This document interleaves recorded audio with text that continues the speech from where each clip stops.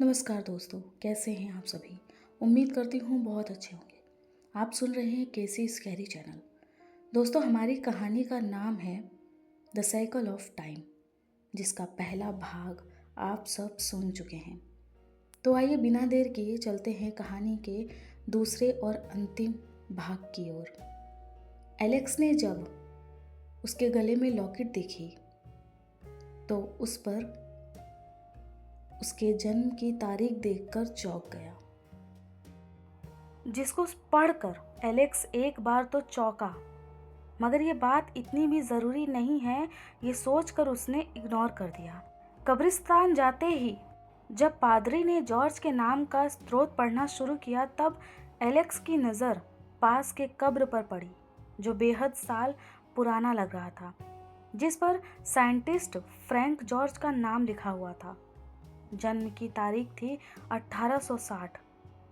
1860, जबकि Frank George का जन्म हुआ था, और उसके ठीक 70 साल बाद 1930 में वो अचानक गायब हो गए थे। मेडिकल रिपोर्ट में भी फ्रैंक जॉर्ज 70 साल के हो गए थे। उसे देखते ही न जाने एलेक्स के दिमाग में क्या आया। उसने जॉर्ज के बॉडी के बॉक्स को खोला और उसने पाया कि जॉर्ज की लाश उस बॉक्स में नहीं है। नोवा ने कहा, यह कैसे हो सकता है? हमने तो खुद इस बॉक्स में जॉर्ज की लाश को रखा था, तो फिर यह गायब कैसे हो सकता है? एलेक्स लेकिन शायद सब कुछ समझ चुका था। उसने पादरी से थैंक्स बोला और उसके हाथ को चूमा और वहां से अपने घर की ओर चल दिया। मगर नोवा अब भी बहुत कंफ्यूज थी और उसने एलेक्स की इस हरकत पर गुस्सा जताते हुए कहा, तुम्हारा दिमाग खराब है। तुम्हें फ्रैंक जॉर्ज की बॉडी को ढूंढना चाहिए और तुम घर पर आकर चुपचाप बैठे हो।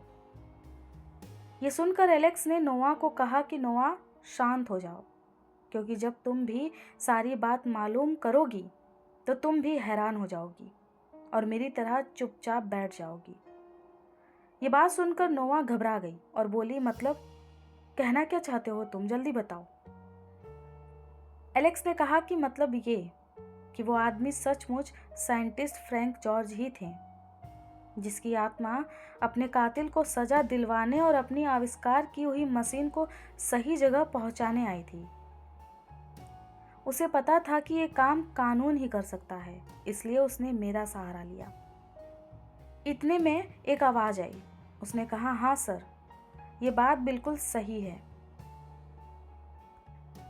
सामने एलेक्स ने देखा तो हॉस्पिटल की नर्स, जो कि फ्रैंक जॉर्ज का इलाज कर रही थी, वो वहाँ खड़ी थी। उसने कहा कि मैं उस हॉस्टल से निकलकर जब हॉस्पिटल गई तो मैंने देखा, जिसे देखकर मैं बेहद हैरान हो गई। हाँ, ये सच है कि वो जॉर्ज की आत्मा ही थी, क्योंकि हमने जब हॉस्पिटल के सीसीटीवी कैमरे चेक किए तो वहाँ हमारे सिवा और कोई भी नहीं था। सर, हम विज्ञान वाले हैं, इन बातों को नहीं मानते, लेकिन हम आंखों देखी चीज़ को झुठला भी नहीं सकते। ये रही सीसीटीवी कैमरे की फुटेज और वीडियो। नोवा हैरत में बोली, हाँ, अब तो मैं नहीं मानती। एलेक्स ने कहा, कुछ समय पहले मैं भी ये सब नहीं मानता था, मगर आंखों से देखो, बातें समझो तो यकीन करना भी लाजमी हो जाता है। जो ये सीसीटीवी कैमरे की फुटेज बता रही है वो झूठ नहीं है। और तुम ही बताओ, अगर वो सचमुच साइंटिस्ट फ्रैंक जॉर्ज की आत्मा नहीं होती तो उसे कैसे मालूम था कि उसके बेटे ने घर के पीछे वाले बगीचे में एक अंडरग्राउंड बना रखा है और उसी में वो मशीन छुपा रखी है। ये बात सुनकर नोआ को भी एलेक्स पर यकीन हो गया, क्योंकि ये इम्पॉसिबल था कि एक पागल सा आदमी अचानक ही उस मशीन के बारे में सब कुछ बता दे। नोआ ने कहा कि हाँ, शायद तुम ठीक कह रहे हो, ये एक मिरेकल ही था। फिर अगले दिन, और विनोद, कैसे हो तुम सब? बढ़िया? यस सर, सब अच्छा है। एलेक्स अगली सुबह जब ड्यूटी पर गया तब, आपकी तो पूरे शहर में चर्चे हो रहे हैं।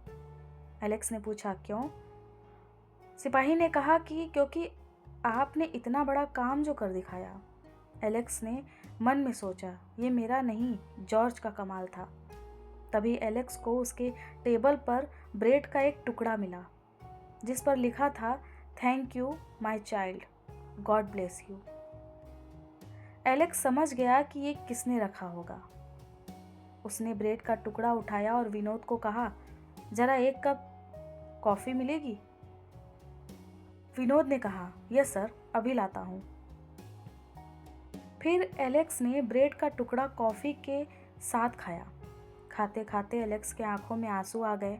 शायद वो जॉर्ज को मिस कर रहा था और उसे अब भी भुला नहीं पाया था। तभी नोआ वहाँ पहुँच गई। उसके हाथों में एक बैग था, शायद वो अब वापस जा रही थी। जाते जाते उसने एलेक्स से कहा कि मैं चलती हूँ, फिर मिलेंगे, लेकिन अगर अगली बार तुम्हें रास्ते में कोई ऐसा गरीब भिखारी दिखाई दे तो उसे सीरियसली लेना। इतना कहकर नोआ हंस पड़ी।